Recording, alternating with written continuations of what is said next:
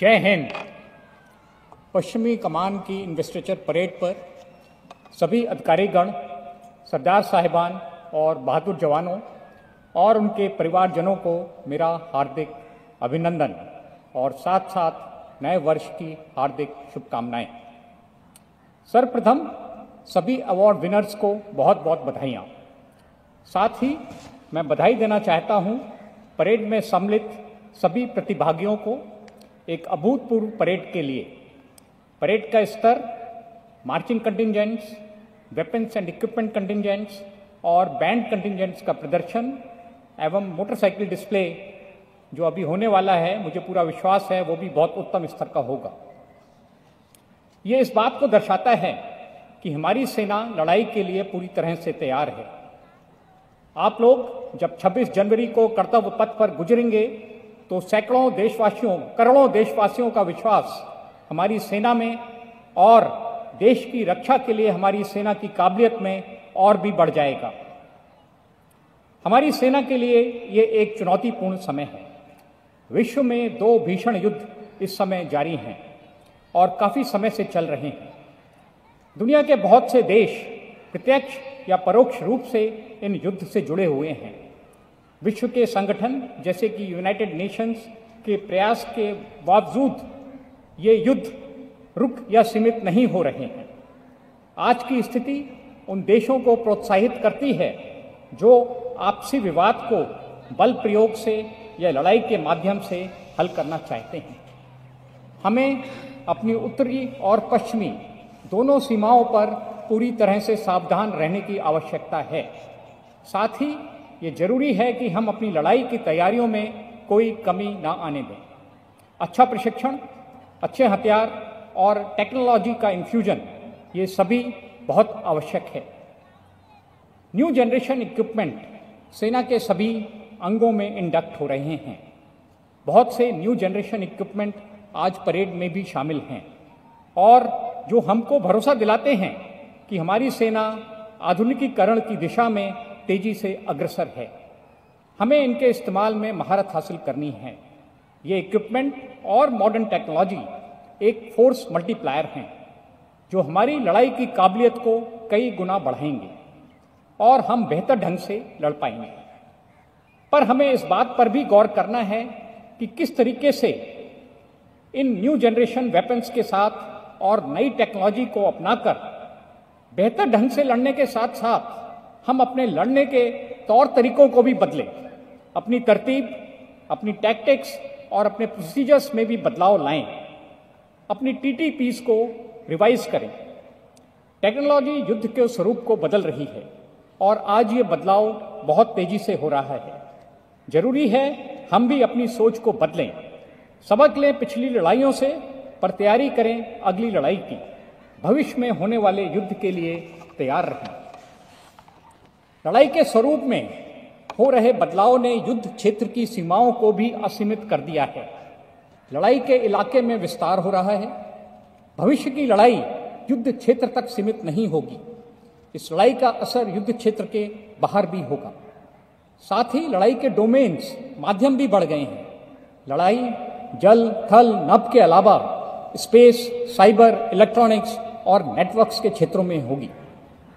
पर लड़ाई चाहे जहां भी हो, चाहे आसमान में हो या समुद्र में हो, हार जीत का निर्णय जमीन पर ही होगा। ये बात रशिया और यूक्रेन के युद्ध ने पुनः साबित कर दी है। जमीन पर हासिल की हुई जीत से ही हम अपने मकसद पर पहुंचने में कामयाब होंगे। और क्योंकि हमारे विवाद नॉर्थ और वेस्ट दोनों सीमाओं पर जमीन को लेकर हैं, इसलिए हमारे लिए भूमि पर जीत हासिल करना और भी आवश्यक हो जाता है। भूमि पर जीत हासिल करने के लिए थल सेना की भूमिका, आपकी भूमिका हमेशा निर्णायक होगी। जीत हासिल करने की जिम्मेवारी आपके हाथों में है और जीत के अलावा, निर्णायक जीत के अलावा कोई विकल्प नहीं है, क्योंकि लड़ाई में कोई रनर्स अप नहीं होता है। There are no runners up in war.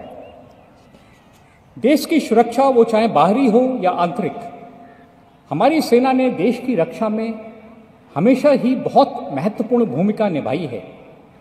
देश की आज़ादी के बाद अनेक विभिन्नताओं के बावजूद देश की अखंडता को स्थापित करने और उसे बरकरार रखने में सेना की अहम भूमिका रही है।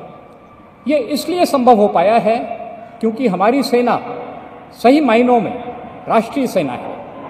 इसमें देश के हर कोने से आए सैनिक हैं और विविध भाषा, विविध रहन सहन, विविध वेशभूषा के होते हुए भी भारतीय सेना के अभिन्न अंग हैं।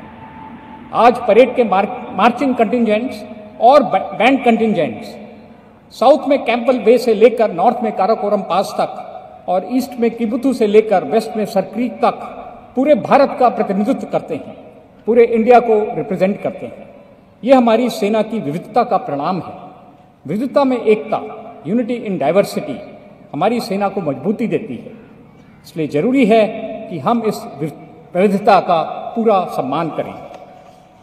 हमारी सेना की एक और विशेषता जिस पर हमको अमल करना जरूरी है, जोर देना आवश्यक है, वो है हमारी धर्मनिरपेक्षता, हमारा सेक्युलरिज्म। इसलिए हमारा स्वयं का धर्म कोई भी हो, जरूरी है कि हम सभी धर्मों का आदर करें, धर्म निरपेक्ष रहें, गैर सांप्रदायिक रहें। धर्मनिरपेक्षता की सबसे बड़ी मिसाल हमारे मिलिट्री स्टेशंस में स्थापित सर्वधर्म स्थल हैं, जहां मंदिर, मस्जिद और गुरुद्वारे एक साथ एक ही प्रांगण में निर्मित हैं और हमें उठते जागते महात्मा गांधी राष्ट्रपिता की सीख सर्वधर्म संभव पर चलने का संदेश देते हैं।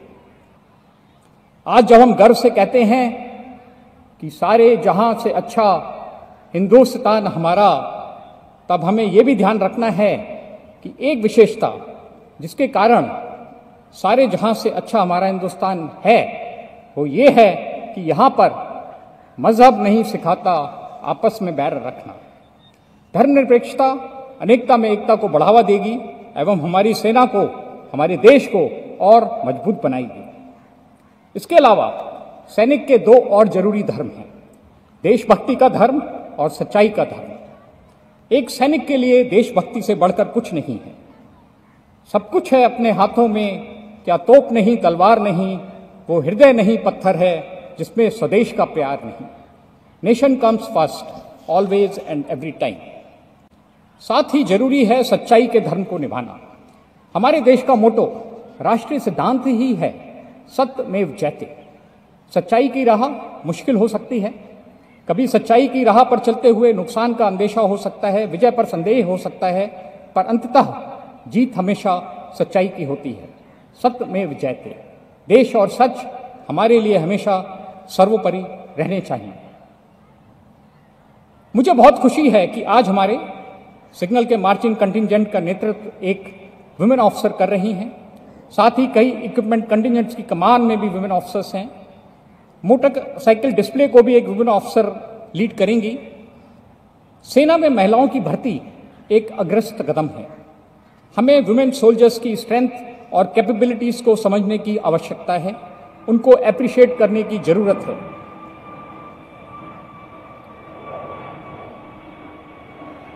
हमारे लिए ये खुशी और गर्व की बात है कि आज वुमेन ऑफिसर्स सेना की फाइटिंग यूनिट्स जैसे एयर डिफेंस रेजिमेंट्स को भी कमांड कर रही हैं। भारतीय सेना का ये एक नया और प्रशंसनीय कदम है, पर इतिहास गवाह है कि रजिया सुल्तान, अहिल्याबाई होलकर से लेकर रानी लक्ष्मीबाई तक हमारे देश में अनेकों बार महिलाओं ने युद्ध में सफलतापूर्वक कमान संभाली है। आजादी के बाद 1971 में मिली सबसे बड़ी जीत के समय तो पूरे देश का नेतृत्व एक महिला श्रीमती इंदिरा गांधी कर रही थी। वुमेन ऑफिसर्स और वुमेन सोल्जर्स का समावेश नारी शक्ति हमारी सेना को और मजबूत बनाएगा और एक नए आयाम तक ले जाएगा। पुनः एक बार सभी यूनिट्स को जिनको आर्मी कमांडर साइटेशन मिला है, बहुत बहुत बधाई। सभी गैलेंट्री अवार्ड्स विजेता और वीरता पदकों से सम्मानित सैनिकों का हार्दिक अभिनंदन। आप सभी हमारी सेना के लिए प्रेरणा के स्रोत हो। मैं दिल्ली एरिया और 2 कोर और उनकी यूनिट्स को भी धन्यवाद देना चाहूँगा परेड और इन्वेस्टिचर सेरेमनी के बेहतरीन आयोजन के लिए। यहाँ मौजूद सभी सैनिकों और परिवारजनों को एक बार फिर मेरा अभिनंदन। अंत में मैं चाहूँगा कि हम राष्ट्र और सेना के प्रति अपने संकल्प, अपनी प्रतिबद्धता को दोहराएं। Let us rededicate ourselves to the cause of our great army and our great nation. अपने शहीदों और यहाँ पुरस्कृत वीरों से प्रेरणा लेकर सेना की मजबूती और देश की अखंडता के लिए निरंतर निष्कर्म भाव से कार्य करने का प्रण करें। आइए हम सब मिलकर प्रेरणा लेते हैं गुरु गोविंद जी के शब्दों से। दे शिवा वर मोहे यह शुभ कर्मन ते कभू न टरूं, न डरूं अरिसों जब जाए लड़ूं, निश्चय कर अपनी जीत करूं, निश्चय कर अपनी जीत करूं। जय भारतीय सेना, जय हिंद।